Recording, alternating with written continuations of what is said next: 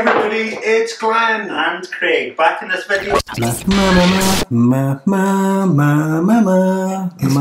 Marvel Legends. See what I did there? It took me a while to get there. Where's it going with this? Oh, I see. Okay. Captain America Legends, which I'm assuming are to come with Civil War. There's going to be 2 waves of these. Is that right? Yes. First wave includes Mockingbird. How exciting. Everyone's favourite character who really didn't make Agents of S.H.I.E.L.D. appealing either. Oh, she's in that, isn't she? Yeah. Yeah, a bit indifferent. Yeah, I don't care about Mockingbird. It seemed to me like her eyes were really far apart. I don't know if that was something to do with the glasses she's wearing. Could be. But she looked a bit like a sheep to me. Like she's, observing her periphery. She has prey vision, so she can watch all around her. I missed the very classic Mockingbird where she had very impractical sleeves. Yeah. She had like more fabric on her sleeves than the rest of the costume. I don't need trousers, I'm just going to attach them onto my forearms. You know when your superpower is being good with a couple of sticks? Yeah. You probably need to just get a job in an office, Well, that's why I always thought she was the perfect partner for Hawkeye. Because it's like, but he'd have taken, 2 crap heroes are better than 1 crap hero. He'd have shot the person before she even gets near them, right? Yeah, that's true. She runs across the field. Maybe she puts the period on it, he shoots them, and then she just walks up, hits them with the stick. Just to make sure. Yep, he is dead. Clint's like, pardon, I'm deaf. What are you saying? Captain America, really classic Captain America on the Grim Reaper body. Yeah, I quite liked it. It's alright, but I kind of feel that we just had that in the Radioactive Man. Kind of. 3-pack. I feel like this is more purist. Yeah, and he has pirate boots. Like the Target one was, more compromised, kind of classic. Yeah. It's like kind of trying to force a square peg through a round hole with the Ultimate version. Yeah. 616. The thing that really bugs me about Marvel Legends collectors, they show a Captain America and people are like, oh, another Captain America. And then they show like an obscure character and people are like, I've never heard of them. What's the point? And I'm like, you can't have your cake and eat it.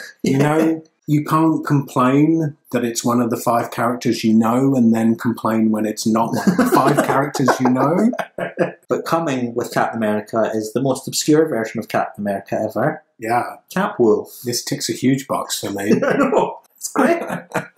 Instantly becomes the best Captain America action figure ever. So yeah, Cap comes with that alternate head. That makes me want to buy it more. But I didn't really want to buy it at all in the first place. But they're going to make me buy it. I love that how unexpected that is. Yeah. Like, I like that that's how someone's mind works at Hasbro. It's very reassuring, suddenly, for Hasbro to pull these, like, the Silvermane thing was fine, but that's kind of a current comic. I could see someone, if they just Google Speed Demon, that's going to be in one pick, and they go, yeah, that's quite cool, don't know what it is. But Cap Wolf? Taskmaster. Glenn's very excited for Taskmaster. Yeah, I really couldn't care less. They made a really boring figure of him, I feel. Like, I think, if you give him a cape, it kind of makes him more interesting, but they've gone for the boring animation version. Yeah, people were saying it's him as he appears in the Ultimate Spider-Man cartoon. Oh, okay.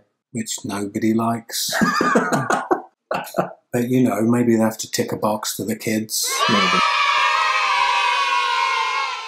It made me, when people were complaining about it, like, where does he wear this costume? I started looking at it and was thinking, what are they trying to reuse this body for? Who is this body actually meant for? Because when it comes to a new comic character as an action figure, if it's new, then it's going to be reused. Yeah. It's like when they splashed out on Ultimate Beetle.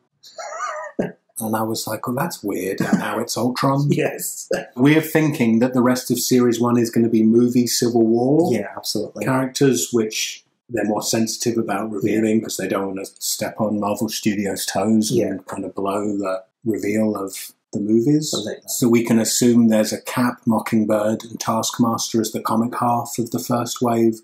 They'll be accompanied. It's got to be a Cap and Iron Man movie versions and then someone else. And then the BAF of that series. The Red Onslaught. How amazing is that? Apart from the Red Skull thing, I really loathe the Red Onslaught, but I love Onslaught. So it's like... minus the head, it is Onslaught. Exactly. So They will be doing an alternate head on that. There's no way they would fucking miss that chance. And they're giving us the BAF from our Dreamwave, right? Yeah. From Dreamwaves. Yeah, it has to be. There has to be a classic interchangeable head, Hasbro, if you're listening, which they won't be. They have that weird way of just when you think they're getting it, They don't get it. yeah.